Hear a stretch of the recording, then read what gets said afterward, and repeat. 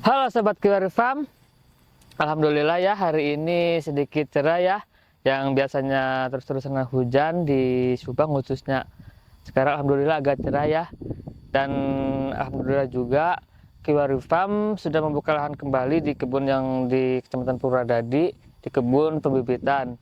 Jadi ini adalah lahan kurang lebih panjang sekitar 50 meter dan lebar sekitar 23 meter.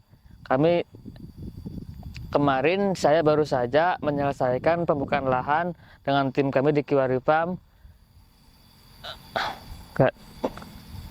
Dan untuk sistem penanamannya pun sebelumnya saya sering membuat video penanaman menggunakan sistem UHDP.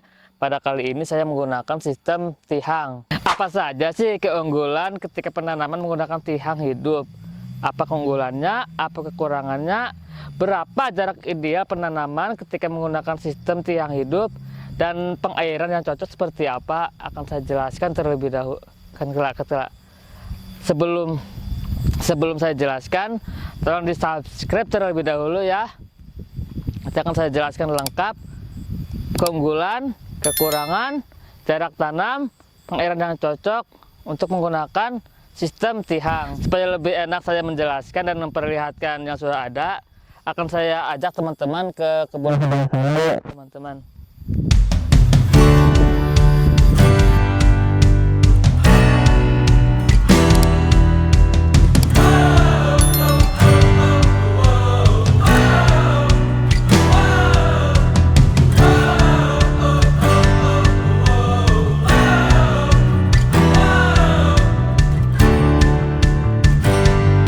Nah, jadi keunggulan ketika menggunakan sistem tihang seperti ini, yang pertama, ketika ada penyakit di satu tihang, untuk menyebar ke tihang yang lain itu lebih lama. Karena apa? Karena tidak menempel. Itu yang pertama. Yang kedua, ketika menggunakan tihang ini, kita tidak harus ribet-ribet untuk mengukur. Ataupun seperti jika saya bandingkan dengan sistem UHDP, itu kan harus diukur, harus dijarak dan lain-lain. Kalau tihang kan kita aja tinggal menanam, kita ukur lahan, kita tanam, udah tinggal ditanam. Dan ketika menggunakan sistem tihang seperti ini, kami biasanya kan menggunakan 4 bibit per tihang. Jika benar-benar produktif sudah umur minimal 2-3 tahun, itu bisa menciptakan dalam satu tihang ini kurang lebih sekitar 8-10 kilo. Salah satu keunggulan dari tihang itu ya, utamanya lebih kepada penanganan penyakit dibanding UHDP. Itu yang pertama teman-teman, keunggulannya. Dalam setiap keunggulan pasti ada kekurangan. Adapun kekurangan dari menggunakan sistem tihang seperti ini, yang pertama kita harus butuh lahan luas untuk menanam lebih banyak pohon. Itu yang pertama. Yang kedua, jika menggunakan sistem tihang ataupun pohon hidup seperti ini, maka kita harus rutin mengontrol buang ranting seperti ini, menjaga supaya aliran cahaya, pantulan cahaya itu full terkena pada tanaman buah naga. Itu ya teman-teman, salah satu kekurangannya jika menggunakan sistem tihang, khususnya tihang hidup seperti ini. Sekarang berapa sih jarak ideal tanaman buah naga menggunakan sistem tihang? Jadi yang sering kami praktikkan di kebun Kiwari Farm, kami menggunakan jarak pohon tanam itu menggunakan jarak 3 kali 2 meter untuk tanaman jarak antar tanam, dan 3 meter antar baris, atau sering kami gunakan untuk kami jalan biar lebih enak.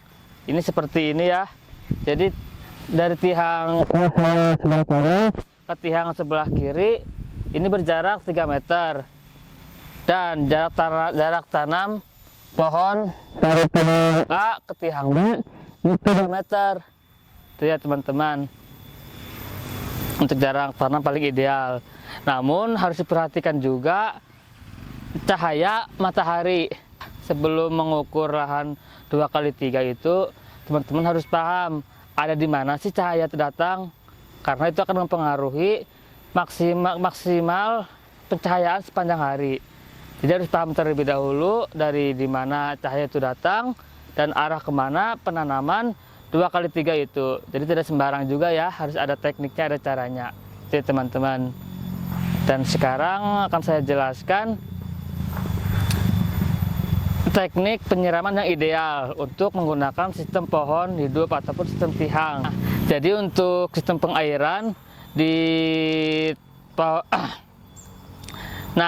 jadi sistem pengairan pada sistem tihang hidup seperti ini, yang paling ideal menggunakan pengairan sistem irigasi tetes. Kenapa irigasi tetes tidak menggunakan sistem sprinkle seperti menggunakan UHDP? Karena supaya fokus pengairan pada tihang tersebut. Akan saya contohkan ya teman-teman.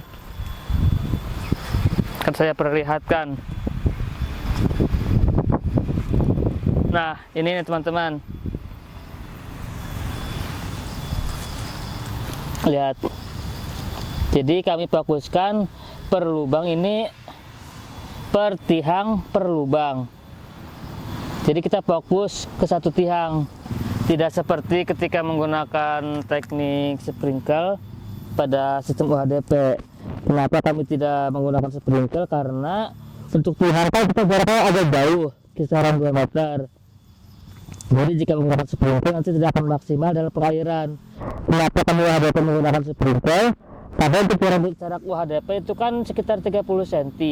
Jadi jika sekarang menggunakan tihang maka akan terlalu banyak lubang. Itu ya teman-teman. Jadi setiap sistem yang digunakan pasti ada teknik pengairan yang lebih maksimal dibanding kita hanya fokus pada satu teknik pengairan, yaitu irigasi tetes ataupun menggunakan sprinkle. Itu ya teman-teman. Jadi untuk UHDP lebih bagus pakai sprinkle pengairan.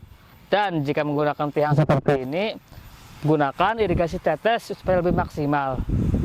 Saya sudah jelaskan sedikit sharing ya, yang mungkin teman-teman masih pada bingung, mohon maaf ya. Sekarang akan saya teman-teman arahkan ke kebun yang baru, yang hanya baru kami kasih ajir.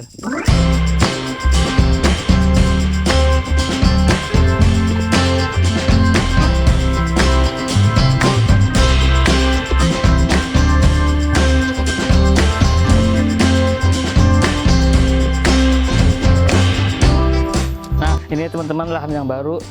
Di samping saya ada bambu atau sering disebut ajir. Jadi bagi teman-teman yang ingin memulai di rumah, usahakan sebelum kita pasang ajir, kita pastikan terlebih dahulu tarik tambang supaya lurus. Seperti ini nih. Tarik tambang supaya lurus. Kita pasang terlebih dahulu, ambil dulu jarak yang 3 meter. Setelah yang 3 meter baru kita ambil yang 2 meter. Itu ya teman-teman. Teknik hal dasar untuk membuka lahan. Nah itu ya teman-teman, sedikit sharing edukasi tentang pembukaan lahan dan manfaat, baik itu keunggulan sistem pohon, pengairan, dan jarak tanam pada tanaman buah naga sistem tihang itu. Untuk teman-teman yang masih penasaran dan masih ragu, bisa komen di bawah ya, apa aja sih teknik seperti ini, apakah cocok untuk tanam apakah cocok bila ditanam di tempat teman-teman atau tidak. Jadi pasti setiap sistem pasti akan ada manfaat dan kekurangan. Jika lahan sempit maka lebih baik menggunakan UHDP. Jika lahan luas saya sarankan menggunakan sistem pohon atau sistem tihang. Ya teman-teman, untuk itu bagi teman-teman supaya tidak ketinggalan mengenai tentang buah naga khususnya, jangan lupa subscribe channel YouTube-nya Kiwario Farm dan nyalakan tombol notifikasi supaya tidak ketinggalan tentang update buah naga khususnya.